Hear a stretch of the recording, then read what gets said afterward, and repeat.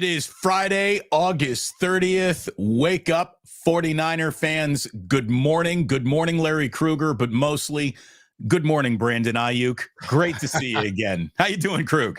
Oh, my goodness, this freaking ordeal. I mean, I literally texted John Lynch last night, man, tweeted, DM'd him. This has been a freaking ordeal. And this is really, it's taken years off of my life. Just the ups, the downs, oh my God. I mean, is he going to be here? Is he not going to be here? It's been rough. Between Brandon Aiyuk and Tanner Mordecai, Larry has not slept well all week long. But look, both guys remain on the team, Larry. So you're going to have a good weekend after all. You're going to have a good Labor Day. I don't know if it was good for Brandon. I don't know if it was good for the Niners, but it was good for me. It was good for me. The Brandon Aiyuk, whatever you want to call it, saga, actually eclipsed the Trey versus Brock saga from a year ago as far as subs, watchers, viewers, hours watching. I mean, all the analytics of the offseason have been eclipsed with this controversy over last year's controversy. So, hey, you know what? It's all done. He's going to be a 49er. I love this because as you were starting to go through the options, it was becoming abundantly clear that the only option that was going to make the 49ers the equal Super Bowl contender that they were, let's say, even just a year ago, was going to be his return. If he had left for draft picks, nope, that would have changed the dynamic. If he had left for mediocre backup players and draft picks, nope, that would have left a huge void. If he had sat out all year, that would have left a huge void. The fact that he's back puts the 49ers back in their rightful place somewhere atop the Super Bowl contender list.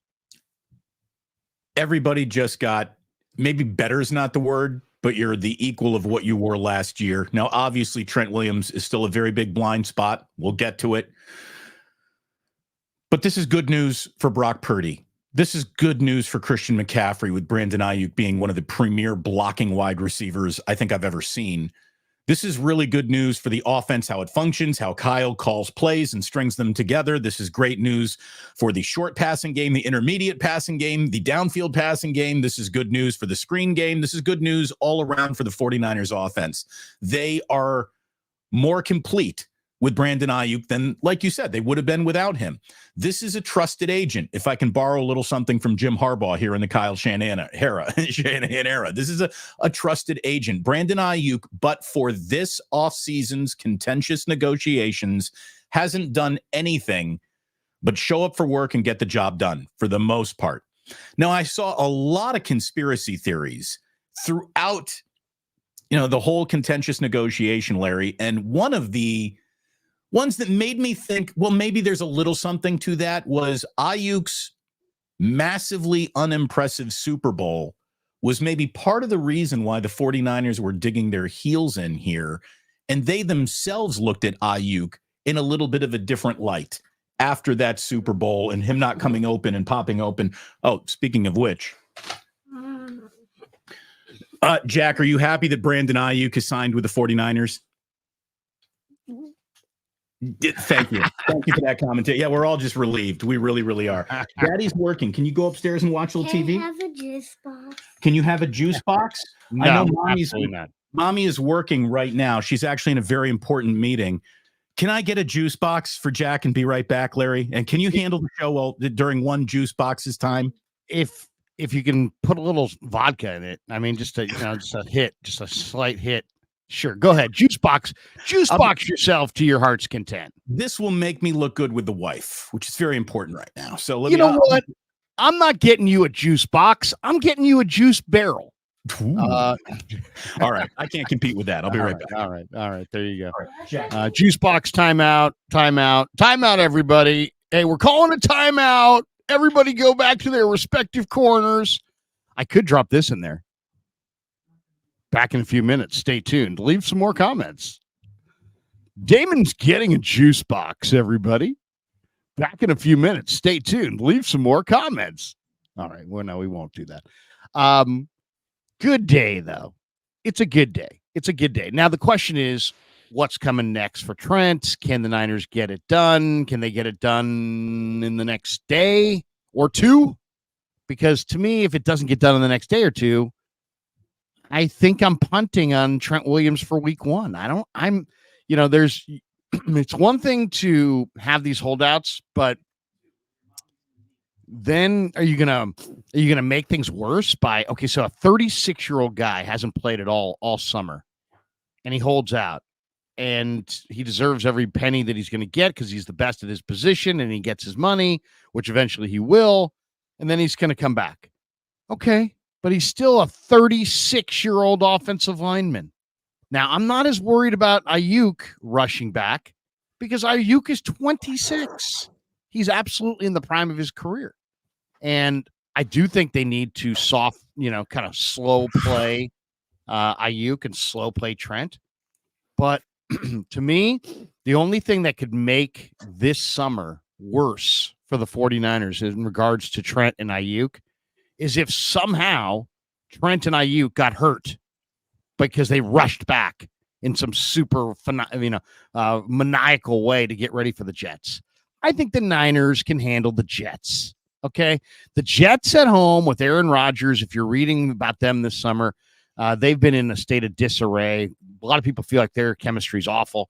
I think the Niners can handle the Jets without Trent. If he doesn't get done, what I was saying, Damon, as soon as you walked out, is the Trent thing. He's 36. If it gets done today, you're still going to have, 3 or 4 days of practice. They're not practicing again until Tuesday. So Tuesday, Wednesday, Thursday practice is 3 days of, relative non-contact practices going to be enough where you would feel comfortable saying, hey, Trent, go out there and, block the Jets. I think it might be a week 2 thing at this point. Larry, I'm playing him. If he gets a deal done in the next 10 days, I'm playing him. Hopefully it happens, like you said, if not over the weekend, first thing on, I guess Monday's Labor Day, so Tuesday. And that gives you 6 days. What if he rips off a quad or something? That's my big question is just the tear, the calf tear, the quad tear, the hammy tear, the injury that, comes out of nowhere because you really weren't revving it up and now you're done for the year. I would hate that to happen, but I think it's absolutely something that you have to risk. Again, the concept of somebody might get hurt someday is just a red herring for me in any discussion. Every single play in football is literally, thank God you're not in the hospital. So, everyone could get hurt at any time. I don't know if there's any level of exact days of ramp up that are needed to guarantee no injuries or anything like that. I would like to think the Trent is enough of a professional to have kept himself in shape and limber and done all the necessary prep needed to come into this season without many practice reps, because that's the situation he's created. So I hope that he has created a quick escape hatch from this situation by being available the minute that it comes on him. Now, look, if it is Jalen Moore week 1 against the Jets, I guess the good news is Hassan Reddick seems to be holding out too. So that makes things a little bit easier, I guess. But if I had, been able to flip a coin and say, who would you rather have here for week 1 against the Jets? Which player will make it easier to win that game? I would have sent Trent over Brandon Aiyuk. But I'm glad they got the Aiyuk thing done. I really am. I just think that since the only thing worse than these guys missing all this time is them rushing back and missing 6 weeks, 8 weeks, or the rest of the year. I'm going to warn you all right I'm saying now, is, Ozzy protect these guys against each other or from themselves. Protect themselves. I mean, seriously, these guys always want to play. They always want to run out there and play. Yeah. Okay. Uh-oh. What happened? And now it's Ozzy. Oh no! Look at this guy. One guy's got the brown hair. The other guy's got the blonde hair. He's got a juice box. Where's mine? Is that what he's saying? Exactly what's going on here right now. I got to do. You should have thought this is not your first rodeo, but it sounds like it might be. You have 2 kids. You went and got a juice box. Didn't you foresee this being a problem with Brandon Aiyuk wanting an equal juice box to Trent Williams' juice box? Larry, this is the Niners negotiation in a nutshell. I told the general manager. I told the agent that right now, if he was to get a juice box today, he needed to protect it. He needed to not go taunt his fellow free agent with his juice box. So let me get this juice box. I'm so sorry. This is what happens when we're on vacation here. I'll be right back. I swear to God, I'll be right back. This, ladies and gentlemen, is the Niners situation. John Lynch is being played today by Damon Bruce. Sean, Damon, streaming from Romper Room. You're so right, Sean. Excuse me. Jack and Ozzy will be playing the roles of Brandon Aiyuk and Trent Williams today. Here's the thing. Jack is definitely my kid. This one we might want to do some genetic testing. This one doesn't look like me. The other one is totally me all the way through. This one, he's too cute. The first kid is mine. The second, well, we do have a neighbor who's very, very blonde. All right, but this, in a way, is kind of the Niners negotiation in a nutshell. You're gonna take care of him? You're not gonna take care of me? What you're gonna take care of CMC, but you're not gonna take care of Aiyuk? You're gonna take care of Aiyuk? You're not gonna take care of Trent? You're going to get Trent the juice box, but no Aiyuk. Aiyuk gets the juice box, but no Trent. It's all one big juice box. That's what this world's about. Who gets the juice box? And they're very delicious, by the way. I'm a big high C juice box person myself, but they're extra sugary, and I think all 10 dentists say no. But what can you say? Capri Sun. Very popular with the kids, but then it's hard to get that straw. The kids don't have the manual dexterity to get the straw poked into the bag. That's the problem. The problem is poking the hole in the juice box. Same thing. By the way, Jack has just told me he's holding out for Capri Suns. He doesn't like the juice box anymore, so we're going to have to go back to the negotiating table. Who's the creator of the juice box that you're using? High C? You on High C juice box? I don't know what it is. It's something healthier than that. Yeah. Well, see, he's smart. It's something hey, healthy. It's a juice Mom and Dad box. are trying to keep me healthy, and I want some sugar. It's the juice box that when I take a sip out of it, I'm disappointed. I'm like, that's not good. It's like slightly flavored water. Anyway, that's like my wife brought home. She brought home. Hey, you like grapefruit? I'm like, yeah. She's like, how about some grapefruit sparkling water? I'm like, yeah, what the hell? I'll try it. Took a big pull. My God, it was the worst thing I've ever had. Is there any other pair of content creators doing a show quite like this today? No. You're welcome, America. You're welcome. Look, thank you for being here. Please like and subscribe. As you can see, I'm trying to keep two kids alive. Larry's kids are like old and successful now. You don't need to worry about that. I'm rearing. I need juice box money. So you took your time. You took your time. Damon decided to party more in his 20s and get going later. I was partying as I was procreating, and so now my kid is the producer of this show, and your kid is the producer of the show. He's the producer of stalling this show. Stalling the show. Yeah. Well, look, you found the one early in life. I had to search further, wider for my one. So that's why we got going a little bit later here. But anyways, to get back to what we're talking about. Turner already critiquing Damon here. He says, bad head work, not giving both them juice boxes up front, Damon. But here's the thing, Sean, I understand the criticism. I really do. It's valid. However, when you were handing Jack that juice box and you were walking out of the room, did you look over your shoulder at Ozzy as he was looking wantingly at Jack's juice box? Ozzy wasn't in the picture. Ozzy was upstairs watching Cars 3. Jack was given specific instructions to finish this juice box before you go see Ozzy. Obviously, that didn't happen. Right. So, hey, Brandon, look, we're going to sign you to this big deal, but could you maybe ease off on the bling around the facility? Don't tell Trent about the juice box we're giving you, because Trent still wants his own juice box. Trent's got his own multiple lockers, and he's going to move Malik Mustafa out of his secondary lock. Oh, by the way, I was in the locker room for the first time yesterday, and I interviewed Malik Mustafa, and he has since moved from Trent's second locker to over by Aiyuk and Debo over there. So Malik Mustafa's got a new spot in the locker room, Damon, and he will not be taking Trent's second locker. So that if there's an indication that maybe Trent is getting close to signing, the fact that they moved Malik Mustafa out of Trent's second locker, I think is probably as good an indication as any. You're probably right. I mean, lockers don't lie, right? Right. Locker room attendants do not lie. They handle the business as it needs to be handled, and they're clearly making space because they think the Silverback Gorilla is going to be reporting for duty soon, and that's good. And as we were talking about before we got Juice Box, adorable kid interrupted, pardon me again. Nathaniel's just tough when you bring the kids to work, LOL. Seriously, don't tell me I don't miss the studio. I mean, Dennis, hold out for 2 juice boxes. Totally, he should have. That kid caved. That kid caved quickly. But I did say that I did notice that before the whole juice box thing went down, Jack totally scrubbed the Bruce family from his Instagram account.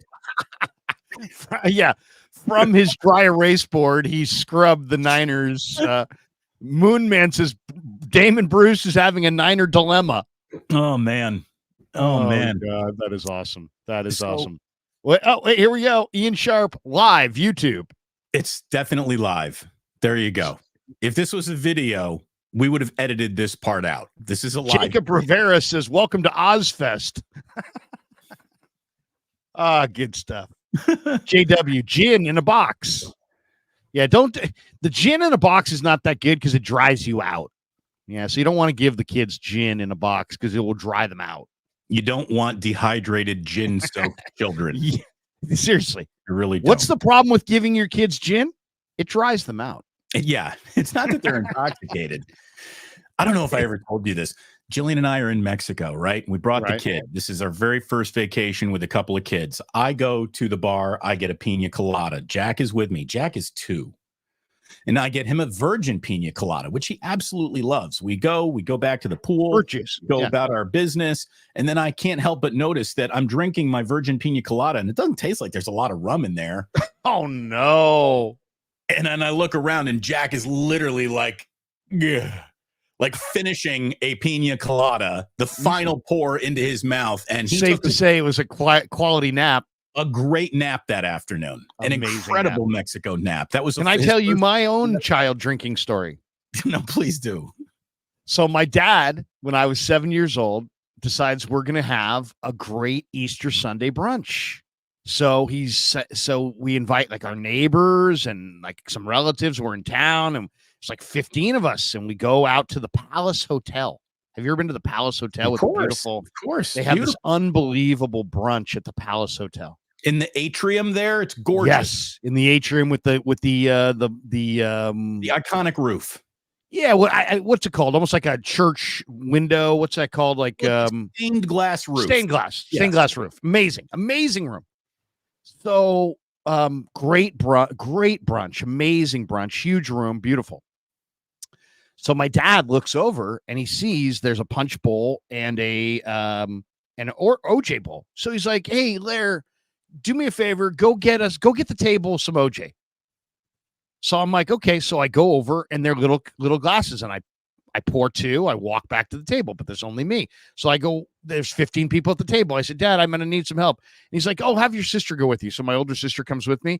I'm 7, she's 9 or whatever. So now we're more OJ. We're back and forth. There's less, 2 of us now, so we can make fewer trips. We make about 6, 7 trips back and forth to the table. We got all this OJ, people down them. They're like, that OJ is amazing. Go get us more. So then we go back and get a second round for the entire table. There's 15, 16 people at the table. We're making all kinds of trips. Finally, this guy comes over and he goes, "Excuse me, son?" I'm like, "Yes." He's like, "Who are these for?" I'm like, "These are for our family over at that table." And I point over and everybody's like waving. And they're like, "You have to tell your father that if he'd like to get a screwdriver, he needs to come over and get it himself and not have his kids deliver it to him." I said, "What?" So I have no idea what it means. So I go back. I go, "Dad, he said something about you have to get your own screwdrivers." And my dad just starts laughing. My mom starts laughing. Everybody at the table is like, "Oh my God, we're drinking." Needless to say, me I'm 7. My sister's 9. My younger sister was like 5. My older brother was 12. My parents said that on the drive back to our house, everybody full on conked out nap time for the entire family. Hey, you know what? The entire family took a nap on Easter Sunday brunch because we were drinking vodka. Tip your bartenders, even if they're your own children with no idea what they're actually doing. So that's great. That's a good day under the atrium. It really is. It was a great breakfast. It was a great breakfast. By the way, just to sort of bring it back to what we're doing here, Larry, can you feel the change in the air? Can you feel the change in the air? Can you feel us? Like, there's no way we're talking about the time we got our kids accidentally drunk stories if Brandon Aiyuk doesn't have this contract. It feels like everything is a little lighter, a little breezier. The look good, feel good, play good mantra to me is more in effect today now that this Brandon Aiyuk deal is done than before. Like, it was really important to get this done. It's changed the entire aged tenor. Shanahan and Lynch. It has aged them. Yes. I mean, this thing is taking a toll. I mean, there's just no doubt in my mind it's taking a toll. Somebody sent that to me the other day, and I said, you know what? That's a great take. And I retweeted the person. I'm like, great take. And it absolutely was. The guy was totally spot on. If I can find it, I'll find it. But it was an incredible take. And the guy's like, yeah, just watch. I'm a Niner fan, and just watching from afar, it just seems like Lynch and Shanahan are just totally. Here it is. SD says Kyle seemed a bit down and Lynch looked really drained. This whole thing with Aiyuk and Trent Williams has taken a toll on top of the stress of finalizing the 53-man roster. I agreed with that guy. I said, great take, because it really is a great take. I mean, John Lynch just looks, he wanted to get this thing done early. They started the negotiation early.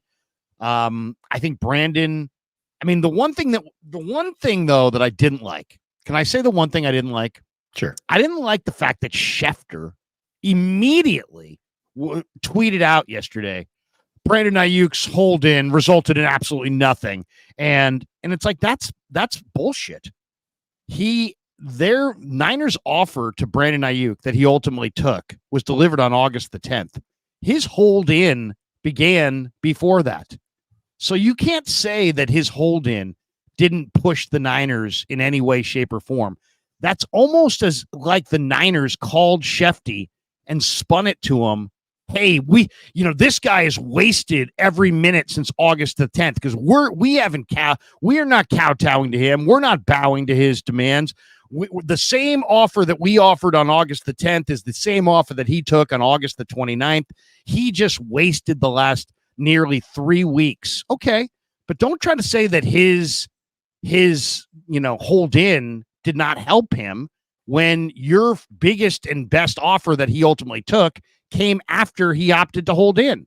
So I don't like the let's use Shefty. If you're going to sit there and look everybody in the eye and say, we as a 49er organization don't spin, then you can't spin.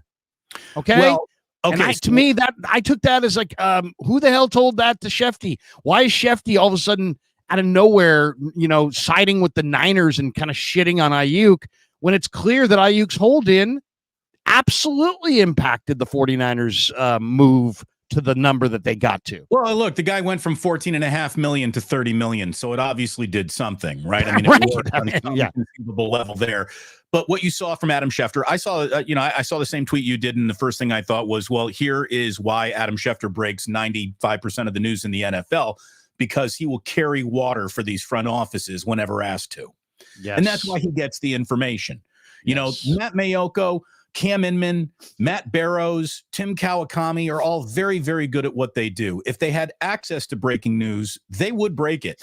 But they simply do not have access because Schefter has basically painted himself as the only deliverable that these teams go to break big national news. No team goes through local beat writers to break news. They go through Schefter, they go through Passon, they go through Woj, they go through Shams, and there's like 5 guys who actually break news in America. It's ridiculous. It's gotten to the point where we could be sitting in the stadium and a blimp could hit the stadium and like half the people wouldn't think it actually happened until Schefter tweeted. Until Schefter says there's a blimp on top of you. Right, yeah. There's a blimp sitting on top of you.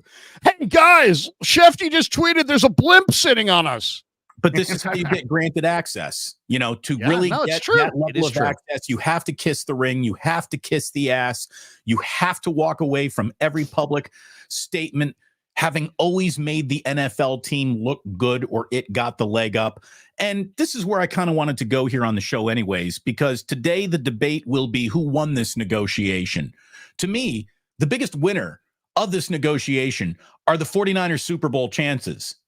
That's the biggest winner of this negotiation. It's so funny you would say that. I would say, I think it's a great answer. I would say the biggest winner are the other 49ers who don't want to play on the 5th-year option down the road. Those are the big winners because the precedent has now been set. Well, it's set if you got Pro Bowl level statistics. If we can open up profootballtalk.com or Pro Football Focus, whatever it is, and see that you grade higher than the man who is regarded as the best in the business. Anyone who's got a better grade than Tyreek Hill, okay, we will talk about your 5th-year option. Spencer Burford, we're not going to be here to talk about your 5th-year option. You are playing on a 5th-year option. You just got replaced by a rookie. So if you want to be around here, oh no, Burford doesn't have one. He's not a first rounder. The next time this is going to come up is what? Ricky Pearsall. Well, I mean, or just the next time a contentious negotiation could happen could be with Demo. So, here would be my suggestion. They started this, what they thought was early for Brandon, and obviously it, bled into nearly the season opener. So, obviously, they didn't start early enough.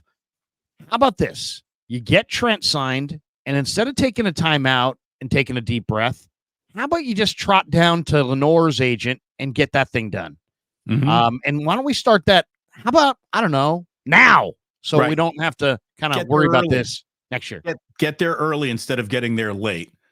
Although I think a preemptive strike will make Niner fans happy. Like if all of a sudden it was announced in I don't know, Halloween, hey, the 49ers have signed an extension with Diamador Lenore. I think the 24-hour news cycle locally would be way to go, John Lynch, way to go, 49ers. They've learned their lesson. Don't you think? If they could turn Lenore into a very painless, quick re-up. You would think, get him at a price that he thinks, wow, that's an awesome raise now before he has a type of year where, he is a Pro Bowler and now he's going to cost more than that. It would be prudent to get these things done early. It really would be. And you want to talk about a new way of doing business? I think you evolve. I think that there's the way things that used to happen. There's the way things that are now going to happen. And you can't be so set in your ways that you're not willing to evolve. I guess the good news in this contentious 5th-year option, since only first rounders get it, Larry, the Niners miss on most of their first rounders. So it shouldn't be that complex a thing to sort out. It really shouldn't be. Well, I mean, that is guys who you want to reward. You want to keep a guy like Brandon Aiyuk around longer than just the 5th-year option. So a long-term contract for him, I thought made sense this entire time. You jogged a thought in that is that you're right. The Niners have gagged in the first round a lot. I like John Lynch. I think John Lynch is good. I think he's been a great face of the franchise. But the Niners, if they are going to maintain their level of roster talent and their level of Super Bowl, status, Super Bowl contender status, they're going to have to start hitting at a higher clip in the draft, especially on day one. And if that means that they need to fire some people and hire some people, scouts, people in the personnel pipeline, whatever. I haven't done the whole breakdown of their personnel department, so I don't know the strengths and weaknesses of it. All I can tell you are the results. Mike McGlinchey, not a good pick. Trey Lance, not a good pick. Ricky Pearsall may not be a good pick, but right now he is wearing a blue jersey, and that's not good because the Niners wear red and white. There's just been so many. There's been more misses than hits. I can't even give you Bosa because Bosa was the second pick overall. Your crappiness in the regular season drafted Nick Bosa. Right. My mom could have picked Nick Bosa in that moment. Right. And the Cardinals bailed you out and took Kyler. They could have taken Bosa, and then what would you have done? Would you have taken Kyler? But either way, Bosa fell in your lap. The rest of those picks there's a lot of misses there. And all I would say is if the Niners really want to maintain this, they've got the stadium that produces the revenue so they can compete in free agency. So that box checked. They're on the West Coast, nice weather, iconic franchise. There's several positives in their category. They have to hit better. And I don't care if the general manager is a Hall of Famer or if he's some bean counting guy with Coke bottle thick glasses who socially, can't say hello to anybody. I don't care who's drafting, but you have to get it right.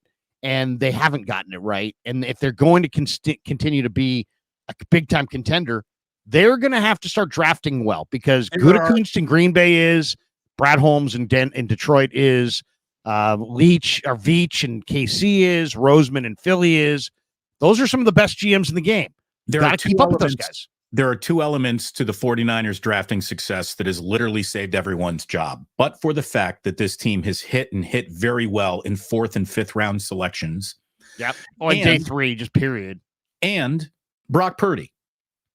Yeah. Kyle Shanahan might be out of this job right now, but for Brock Purdy. John Lynch might be out of this job right now, but for Brock Purdy. The anger over Trey Lance would be still such a resonating situation without Brock Purdy. Brock Purdy is the ultimate mop. He cleaned up the biggest spill on aisle 9 any front office can make. They traded 3 first-rounders for a dude who can't even be the backup quarterback in Dallas. Like, it is a disaster, the Trey Lance situation, that would have been enough of a hole in the side of the ship to have sunk it, but for the fact Brock Purdy saved everybody's bacon. Brock Purdy can do anything he wants. Brock Purdy can park horizontally across Lynch and Shanahan's parking spot, and they would high-five him. Sean Turner says it best right here. Hold on. Sean is on fire today. Sean is often on fire. Get Brock Purdy a juice box. Absolutely, Sean. Get that kid a juice box. Get Brock Purdy a freaking juice box. John Lynch, get off. That would be a hilarious locker room bit, wouldn't it be? Everybody, all these big tough guys gathered together. Get him a juice box. Get that motherfucker a juice box right now. Hey, fucking great Drake Nugent, get that fucker a juice box. Drake would still be here if he'd had more juice boxes. George Odom, get your damn juice box. Get down here, buddy. What was the old Steve Smith? The ice up, son. Juice box, son. That would be awesome. Larry. There are all these guys with these huge hands holding these tiny little boxes with straws in them. Larry, what I want you to do is go to Costco today. I want you to get 53 juice boxes and go hand them out in the locker room and see which Niners are watching Wake Up. Because one of them might just be like, oh, dude, I was watching the juice box show. This is funny. Dude, seriously. I told you, Ben Barch came up to me one day last year and he's like, wait, what's going on, Krug? I'm like, hey, what's up, Ben? And then I said, have we met? He's like, no, but I've seen you on the show. So I was like, all right, man. I like Ben Barch. Ben Barch is good people. He watches YouTube. There you go. They're watching. I've always said this about professional athletes who try to play too cool for school. I'm not watching. I don't care. Bullshit. If there were somebody doing a show today about Damon Bruce, yeah, I'd catch a little of it just to see what they were saying. My curiosity would get the best of me. Steph Curry's admitted to me that he's listened to my show. Draymond Green's admitted to me that he's listened to my show. I mean, come on. Of course they are. Well, have you ever been blown away by somebody saying they listen to your show? Because I was. It was 1999, and I went to an A's game at like 2:00 in the afternoon to do some locker room clubhouse interviews. The Yankees were in town, and I'm sitting in the dugout. And Ken Korak came over to me, and he's like, Bill King was telling me that he heard you on your show last night. I said, what? He said, Bill King was telling me that he was listening to your show driving home. I'm like, what? Bill King? And then Bill King walks into the dugout and he goes, have you ever met Bill? I'm like, no. He's like, Bill, I want you to meet Larry Krueger, Larry, I want you to meet Bill King. And I can't even get my hand out of my pocket to come over. And he's like, I listen to you every night on the drive home from the A's games. I really enjoy you. I just went like this. I went, I took a breath like that. I was like, you listen to me every night. It was like, I seriously was floored. And because this, as Damon, Bill King was the guy that when I was 7, transistor radio, sitting in the Sunset District, listening to Warriors, Barry over to Addles, or Addles calls a timeout, Barry over to, this guy over to that guy, world be free. I mean, he was Warrior basketball, and he was amazing on the radio. I love Tim Roy, but Bill King, I wish people could hear Bill King do one radio basketball broadcast. He was amazing. His speed, his detail, his ambition for describing what he described. It was awesome. It was an incredible thing, and it came through the radio on KNBR for years, and I'm sitting there on my bed listening to it, and here I am decade later in the dugout, and this guy's telling me that he listens to my show, and I was floored. Absolutely floored. The two most, that matters to me. That one and Dwight Clark. Dwight Clark told me, he's like, Krug, I'm a big fan of the show, and I'm like, oh, thanks, Dwight. And then I thought he was BSing me or just being polite. And then he starts talking about callers from the night before. I'm like, oh my God, Dwight, I thought you were BSing me. You actually listen. He's like, oh no, I listen all the time, man. And then Dwight and I became huge friends after that. So those two, Bill King, Dwight Clark. Sometimes Bob Myers would call me after a show to talk about like what I said about the Giants or the 49ers. Like he'd never call me to criticize anything he heard me say about the Warriors, but Bob Myers would call me on my way home from my show at times saying, oh man, I caught you on the way home today. So Bob Myers was listening to me and Ray an awful lot. That was really cool. But the single biggest compliment is not long after I made the move from KNBR to 95.7 The Game, Steve Young at the Super Bowl, the Broncos Super Bowl. The Super Bowl was in Santa Clara, Super Bowl 50, Broncos Panthers. Steve Young came up to me on Radio Row and was just like, man, you were killing it on 95.7 The Game. You're really funny. You're right more often than you're wrong. I listen all the time. I'm like, I thought you were a KNBR guy. And he's like, I was, but I listened to you an awful lot. I was like, well, thank you, Steve. I'm like, can we do an interview today? He's like, for you? Yes, we'll do an interview. Absolutely. So that was probably the biggest compliment I've ever gotten from a Hall of Fame player. Didn't we, if I'm not mistaken, didn't you and I have Steve on a segment together on 95.7 The Game? Yes. Last year, maybe, or something like that. Yeah. Yep. Thought that was you and me. I knew it was me. I knew we had him on. I wasn't sure if I was filling in for you or it was me and Ray, or if it was you filling in for Ray and it was me and you. It was you and me. So that was very cool. That was very cool. Steve's awesome. Steve's amazing. And I'm just look at it this way. That pissed off everyone at KNBR so much that he was on Afternoon Drive in 95.7 The Game. But he wanted to do it for me and you. So that was cool. Steve's a good Steve, and you know what I love about Steve? He's a part of our community. He's not just like what he did. Like he goes on with Tommy, right? He doesn't demand pay. He has a foundation that its job is to call out people who do charitable things for others in the Bay Area, and he chooses a brand new charity. I think Tim Webb does. He picks like one of the charities, and Steve talks about, what they do. Oh, and during the pandemic, there was all kinds of people with all kinds of incredible things that were helping people through tough times. And Steve shouts these people out. That's the payback that he gives. And to me, I always was like, are you kidding me, man? And I just think that's so cool because we need more of that, man. We need more private-public partnership. I mean, I don't want to get into some big political thing, but we need, whether you're right-wing, left-wing, independent, whatever, the future of our world is public-private partnerships that solve problems that, we can't solve just through government. And Steve's like on the forefront of that. And I love that. I admire that, and I'm all about that. I told him, anything you want to do to promote this, public-private partnerships that care for people and take care of services that probably should be paid for through taxpayer money, but it's all usurped. Way to go. Well, that's what we need. That's the helping hand that we need in our society. And if rich athletes and, beloved athletes like Steve Young can use their pulpit to generate those funds and drive them towards good things, man, I think people like us, Damon, who are sitting in front of a microphone are almost obligated to shout it out and let people know about it and celebrate. Larry, this is why I'm a guardsman. Yeah, I think it's why that's a great. That's a become a guardsman, because I was, most guardsmen sit in corner offices in downtown San Francisco, not, radio studios. But I had something to help amplify the message, and it's been one of the things I'm most proud about since living in San Francisco, outside of my own family and whatever career this is. Being a guardsman is something I'm very proud of, because we raise money for Bay Area at-risk youth, and there's nothing more important.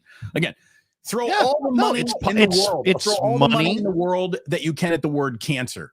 Cancer stays. It's just, helping a for now, but it's going to be defeated. Right? I hope it'll be defeated. It'll be defeated, and people will be saved, and people will live longer, and it's called progress, and hopefully in our lifetime. Where Steve and I totally are in lockstep in terms of charitable work is you want to improve the world, educate kids. Help and support education, because that is the vehicle through which all good things flow. The contributions you will make later in life to society, just becoming a good earning, tax paying citizen. Yeah, you make more money with education than without. So that's something that I've always cared about, and I think Steve liked that, and that's why he came on. And there you go. Do a little good in America. Do a little good for your community. It's a good thing to do. And I know it's Pollyannish and whatever. We're shouting this out on this kind of people want to hear us rip and this and that and talk and this about the Niners. I get it, but we'll get back to it. But some of these things are really cool. Michael Frias says, "Great show. The Brock take of parking his car horizontally over Lynch and Shanahan's parking spot and the juice box had me in tears." Thank you, Michael. We're trying. I would love it if, Brock pulls up and he's driving like a Ford Taurus or some completely unimpressive normal person car, but he parks it diagonally across John Lynch and Kyle Shanahan's parking spot. A Ford Taurus taking up their 2 parking spots. That would be perfect. Let's hit a couple supers here while we take a little. Okay. Well, Rock Eastwood says, Larry, how was the PA announcing gig? So last night, Damon, I did the PA announcing for Northgate High School football. Oh, for my kids' freshman football game. It was nice. It was Northgate against Berkeley, and it was in Walnut Creek. And they said, hey, they had asked the parents to do volunteer things, and so my wife's like, you could do the announcing. And I'm like, honey, I've never done have you ever been a PA? I've never done it. I've done it in high school. I did it once in college, but I haven't done it since. It's a totally different mindset than broadcasting. 100%. It's a different job and skill set. Totally. So I said, okay. And I did it, and it was fun. It was fun. But Northgate beat Berkeley 39-0. Did you put any emphasis on your kid's name when he made a play? Did you like Kevin? He didn't Krueger. make any plays. My kid didn't make any plays. Otherwise, I would have. I was going to be like Christopher Krueger with the hit. Right, sorry, I got the wrong Krueger there. Sorry, Kev. Oh, did you say Kev? Yeah. Yeah. Kev would love it if he was back in high school, just dominating all these little kids. Okay, so it was a lot of fun, and Northgate won. Okay, it was running clock at the end of the game, which I hate. You football practice sucks. Football games are awesome. Just because you've got a one-sided game, I mean, let these kids, they practice all week. Let them play a regular game. They went running clock in the fourth quarter. They had 2 penalties and the game was over. Well, look, if you're running clock in the fourth quarter, someone's getting their ass kicked. And at that point, they're doing that for the parents to get everybody home. Like, I get it, anyway. Let's talk about what an expectation. Oh, no, you were doing super chats. Let's go. Let's finish the supers. We got this one. Mitchell Ness Larry, I don't think Jalen Moore is as bad as everyone thinks. What's your opinion after watching him at practice? Does he get beat a lot? I'll say this about Jalen Moore. He's got a great mindset for this. He's not like overly burdened or nervous. He's consistently improving. He's not anything close to Trent Williams, and speed bothers him, and double, counters bother him, and but he's solid. He's not. I think they could get away with Jalen Moore for a week or two. That's probably max. But I like him as a third tackle. Vince Vargas is got to be happy. Sparty, big win last night. Sparty, absolutely over my Hornets. Vince Vargas said San Jose State came through in the second half. TNT Sports new partnership with the Mountain West pre and post game. Takeo Spikes, Champ Bailey, and Victor Cruz. That was San Jose State over Sac State.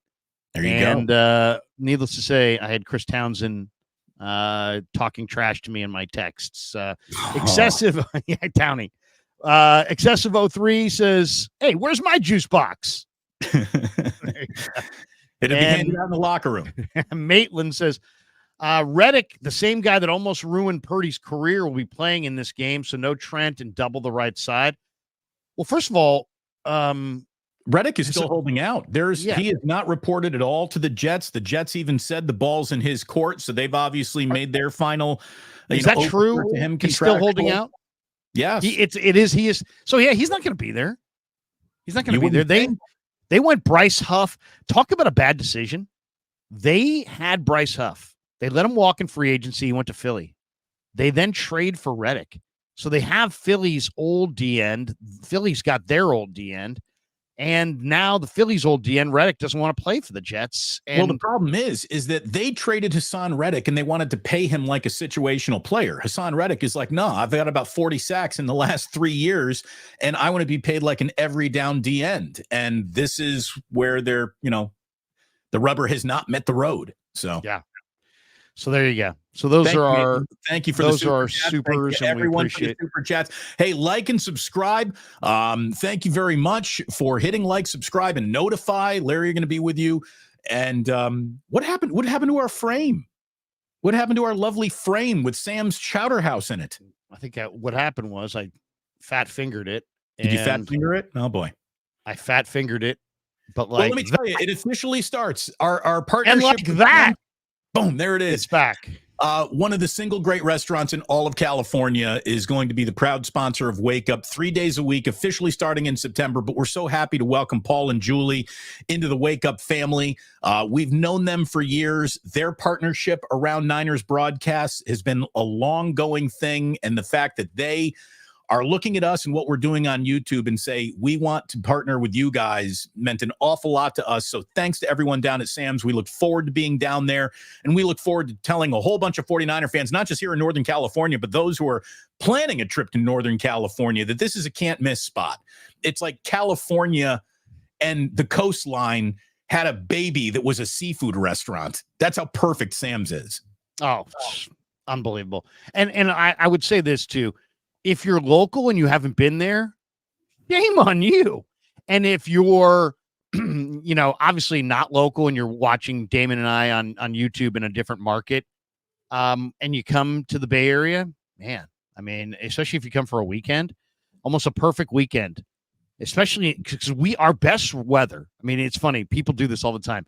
You'll walk through downtown San Francisco in the summertime and you'll see all these tourists walking around with, freezing. And they're buying sweatshirts that say California. They're not. They're not. Yeah, they're freezing. You're in San Francisco. Right. In July and August in San Francisco, very cold, very foggy. But when we get to football season and the calendar goes to Labor Day, and all of a sudden we get September weather in Northern California is glorious.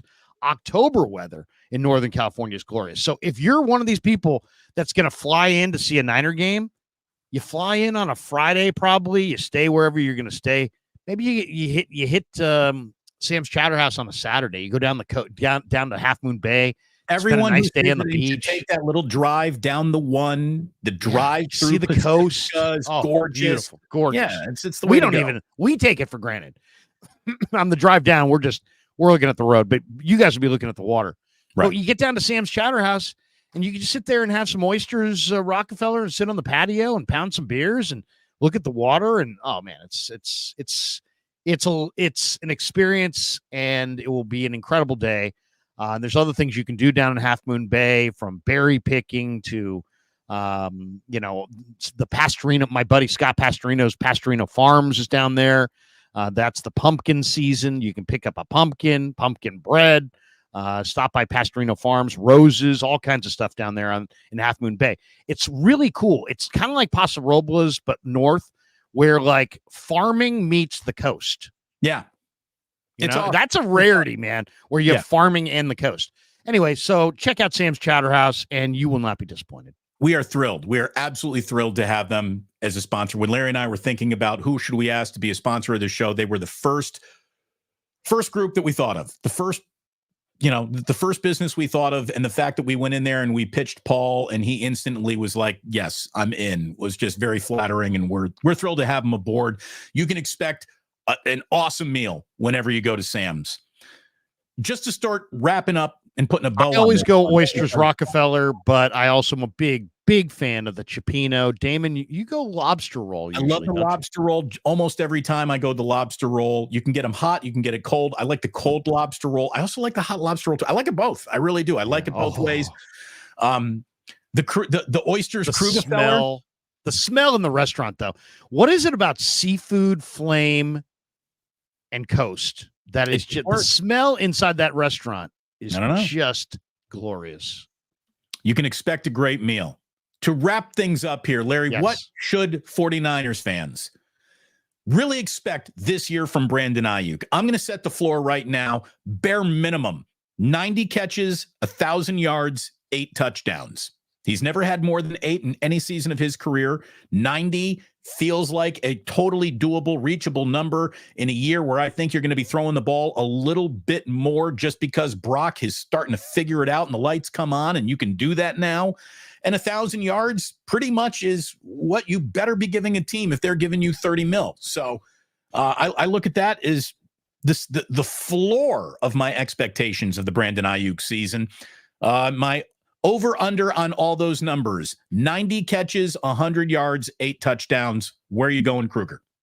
Okay, well, I'm going to go with 17 games played. How nice does that sound? I'm going to go I do think I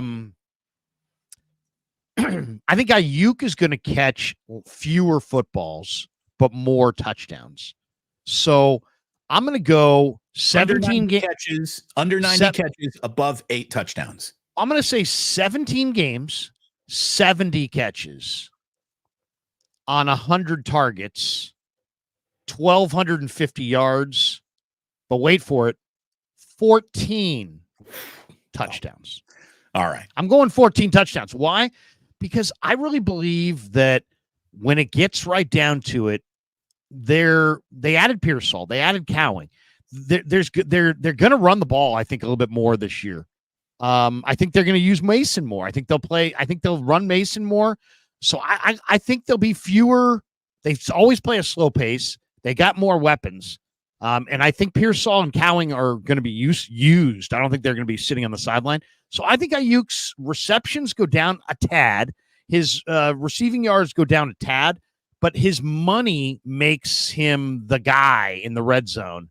And I think it's 14 touchdowns for the big boy. I mean, that's a freaking monster number. I mean, you give me 10, anything over 10 would be great. I was going to say 12, but I'm going to go 14. I'm going to go 14. Well, hey, it's time to dream big, baby. Season starts. Dream big. You're paying him. Hey, look, you're paying him. He wanted 14. You wanted to pay him 15. He wanted to pay 30. You know what? He gave you 7 touchdowns. You doubled up your pay. How about double up your touchdowns? Brandon Aiyuk agrees to a contract that honestly has been sitting on the table for him for about a month. Why he took so long to say yes to it, he was obviously holding out, hoping that the Niners would cave and redo their offer. They didn't, but it's all done. Like as I promised everyone, the minute there was a signature on a contract, this would be something that we never had to worry about or think about again, and it's the exact same way I feel for Trent Williams. What's the magic number on Trent here, Larry? What's the magic number? He's got a $70 million contract out there. He wants guaranteed money. Aiyuk just got 76 guaranteed. How about 50 for Trent? Can we go to 45 million guaranteed for Trent? Does that get him in on Tuesday afternoon? 50 million, get him guaranteed, because we're not gonna blow up the pay structure. Like, we're not gonna renegotiate, but the guaranteed money, sure, we can shift that from this pile to this pile and everybody be happy. I'm thinking $3 or $4 million probably gets it done. As far as right now, Trent's making 23, and I think the top guy's making 28. If you could get him now, I think the debate, and I think the part that's holding this up is I think Trent probably wants multi-years, and the Niners would probably want to, encapsulate the entire deal into 1 year. I don't think they want to keep, you know what I mean? I think Trent wants more down the road. So we'll see. But I would say give him $3 to $5 million more guaranteed. How about this? Why don't you just guarantee? Why don't you just guarantee all of his 2025 salary? Yeah, but is that going to be enough? Because he is the top tackle in football, and he's making 23, and top guys are making 28. Trent is honestly aged out of the top in football conversation paycheck. He's aged out of that. Not according to PFF.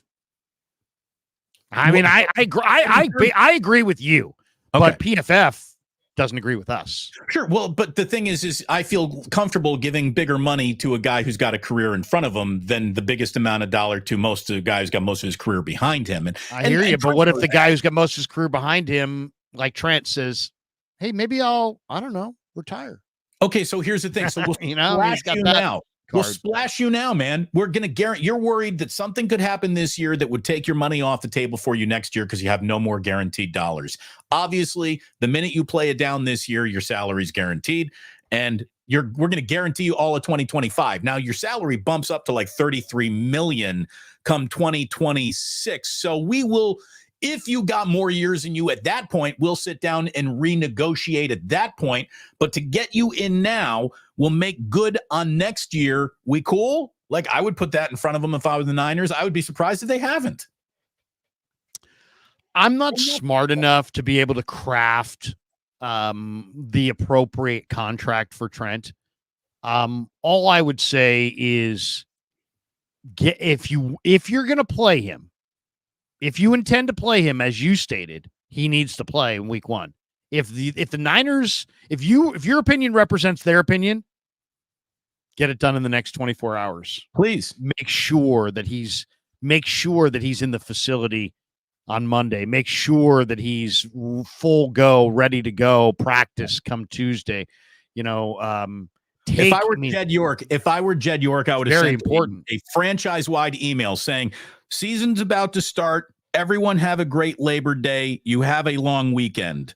Except you, Parag. You're not allowed to leave the fucking building until Trent Williams has a contract. That's I would just say, hey, it's Labor Day for everyone except you, Parag. You're working still. So hopefully they know about their business. Part of me kind of wonders too is if the Niners structure partly led to this, in that Parag gets judged on the contracts and nothing else, and these guys all kind of get judged in like a vacuum, like in their corner of the universe, and it's all like Lynch isn't going to make a bad trade, but then Parag's not going to make a bad signing. Well, wait a second, to get resolution here, somebody was going to have to cave a little bit, you know what I mean? And it was like, well, was it going to be Lynch on a trade demand? No. Was it going to be Parag on the salary negotiation? No. So in a way, I don't know. They seem like they're structured to work independently of one another as opposed to together. I don't know. Maybe that's just my read on it, but it just seems like Jed's like the final, report card, and Kyle's got to win games, and John's got to make good trades and good draft picks, and Parag's got to negotiate favorable contracts. And I think they get judged independently of one another. I mean, so I don't know. We'll see. Hopefully it will all work out for the 49ers. I'll say this, man, Shanahan and Lynch have aged an awful lot since they took over in 2017. Oh, yeah. Shanahan really has. He's aged like a president. And you could see it on John Lynch. John Lynch, you could see how exasperated he was. He was at some 49er like STEM student 2 nights ago. Yeah. It was the big thing. Charity thing, right, and some of their big donors. And someone asked the players all showed up. Somebody asked him about the team and the season and the holdouts, and he was just like, fuck. He was basically muttering at the charity event. You could see how exasperated this thing actually got them. But at the end of the day, Larry, and this is why I never understood why it got so contentious, because this is a player you drafted, you developed. He's family. He was born a Niner. And this is a guy that did nothing to make you want to say, let's get him out of the family. He doesn't quite fit around the dinner table anymore. Brandon Aiyuk was family. And sometimes families fight, but the most important thing is that you remain family. And I really believe at the end of the day, that's how this all gets wrapped up. He's perfect for the team. They seem to be perfect for him. I know that there was a lot of confusion and finger pointing there, but it's over. And he's out. He is going to be out on routes for the next 4 years. And that sounds like it's good for 49er football to me. So I think it's a day good to for Brock. Yes. Great day for Brock. Without a doubt, it was a great day for Brock. There's a few other NFL headlines that happened this week, Larry. I feel like we need to officially put them out there. Hey, and also, I'd love to get you, before we leave, I'd love to get your opinion on Deion freezing out the reporter in Deion Colorado. Is the king of can dish it out, can't take it. Seriously, like that is some candy ass shit, Deion. It really is. And when that's some serious bullying behavior. It really is. And you can get away with that in a small college town where you're big, where you're big king dingaling, but that does not play in major markets.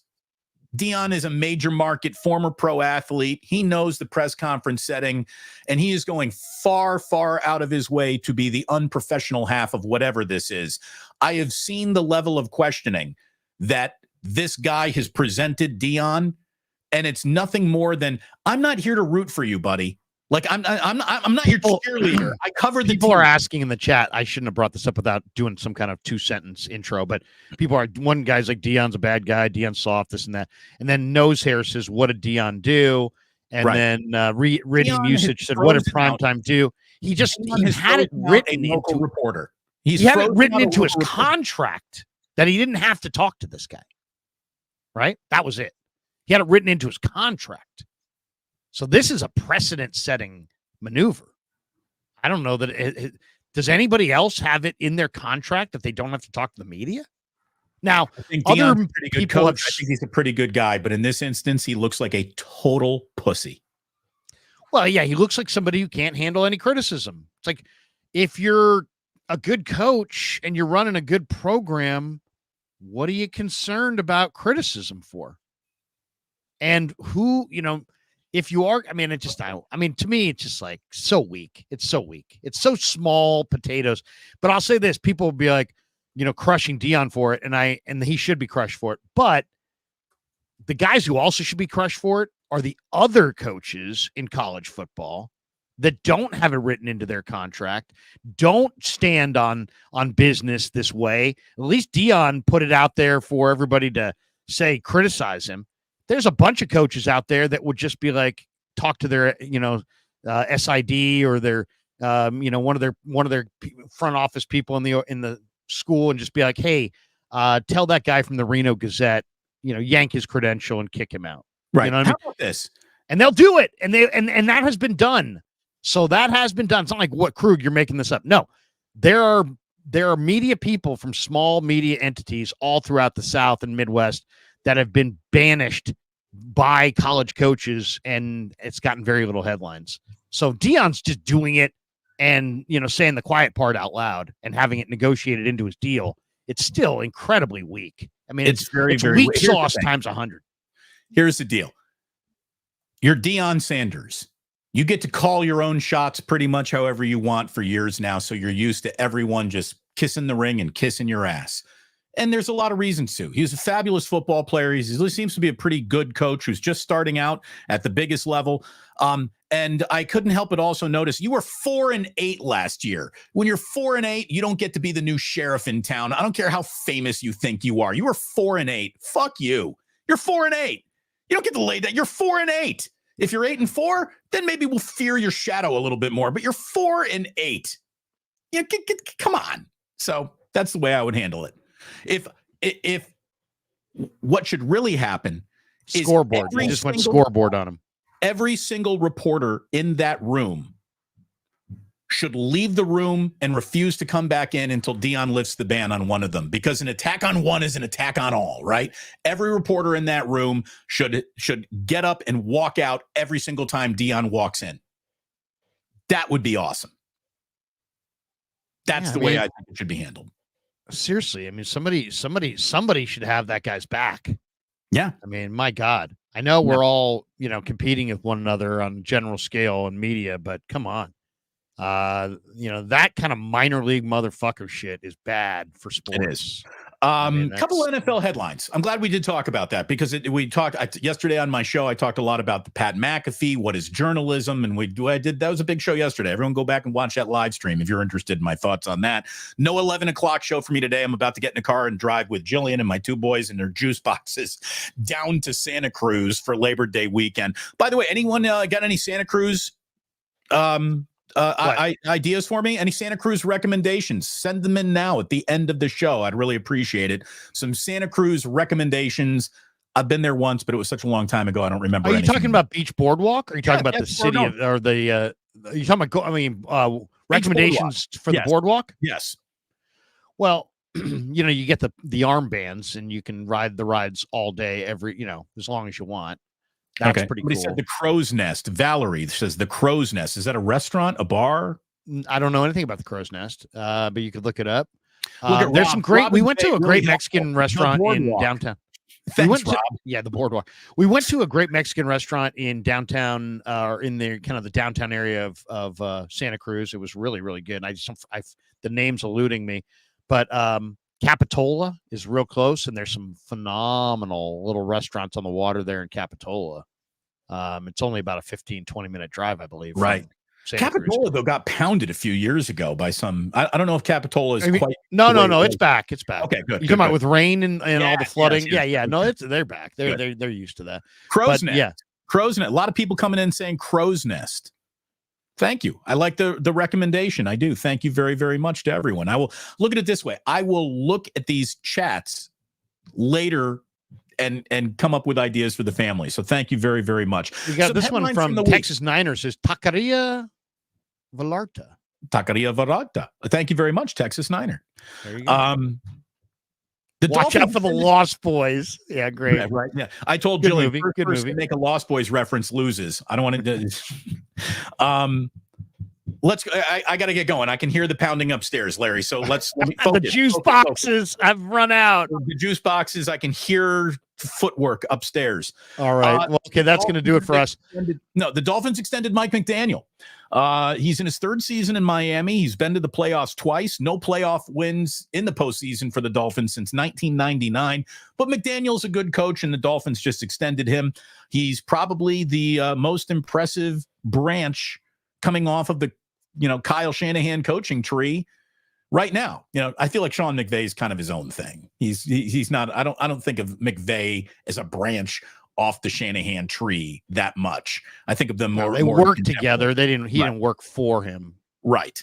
So, McDaniel. There's no question. Mike McDaniel. Well, I mean, I think Robert Saleh's a good coach. Now, a lot of people feel like he's going to get fired but he took the Jets job. See, I don't know. I'm a big Robert Saleh fan, but McDaniel has done some nice things for sure in Miami. They got a ton of speed. Speaking of Saleh, again, Hassan Reddick still holding out for the Jets. There's a story for every 49er fan to keep their eye on this week. As much as you're watching Trent Williams, Jets fans are watching to see what happens with Hassan Reddick. The Patriots are going to go with Jacoby Brissett, basically admitting this team is so bad and our offensive line is so bereft of talent that we don't want to put Drake May in this situation. So Jacoby Brissett, you are this season's first 8-game sacrificial lamb. That's basically they're going to wind up with the first pick in the draft. Yeah. They're bad. New England's really bad. The Cleveland Browns restructured Deshaun Watson's contract this week. This is why I always tell you that the salary cap is very real, but it's also very imaginary. You can completely manipulate numbers because with one of the most prohibitive, fully guaranteed contracts in the history of football on their roster, they have now opened up $35 million in extra cap space and have $60 million, the most cap space in football. They plan on rolling an awful lot over to next year. But Watson, by seeing an awful lot of his money, Larry, massaged, thank you, into a signing bonus, they have saved an awful lot of money in Cleveland. A lot of people thought, oh, maybe this is a move for Brandon Aiyuk. Well, no, Brandon Aiyuk's not going anywhere now. But this is a situation that basically makes Deshaun Watson untradeable. The punitive dead cap money goes into the hundreds of millions of dollars if Deshaun Watson does anything other than die in a Cleveland Browns uniform. So he is going to be a Cleveland Brown quarterback for the foreseeable future, no matter what happens. They can't afford to get rid of him anymore. He is the NFL's truly untradeable player. He's the weirdest player in the league. There are people, I mean, look, he's got the biggest contract of anybody in the league. He was involved in a trade that makes the Herschel Walker trade look downright fair. Reasonable. I mean, look what they got. This is what they got for Deshaun Watson. Kenyon Green, John Mechie, Christian Harris, who's awesome, Thomas Booker, Damian Pierce, Will Anderson, Kalen Bullock, Tank Dell, Kamari Lassiter, Jamal Hill, Cade Stover. I mean, my God, that's a ridiculous amount of players for Deshaun Watson. I mean, that's absolutely, and they got a pick that they turned around and traded for Jerry Jeudy. I mean, they just the haul that they got for Deshaun Watson. I mean, think about it. They had a guy who was a serial weirdo who then they traded and they got the greatest haul in the history of the NFL and then drafted CJ Stroud.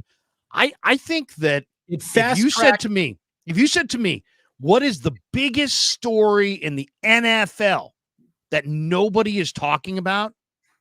It's the dynasty of the Houston Texans that's being built. It's about to happen. So it's certainly fast tracked. The Houston Texans went from, if they're in the playoffs, they'll be the very first AFC West playoff team or AFC Central playoff team, wherever the fuck their team is located. But they're going to be the very first team that plays the playoff game that is the worst rated playoff game. But they really don't matter.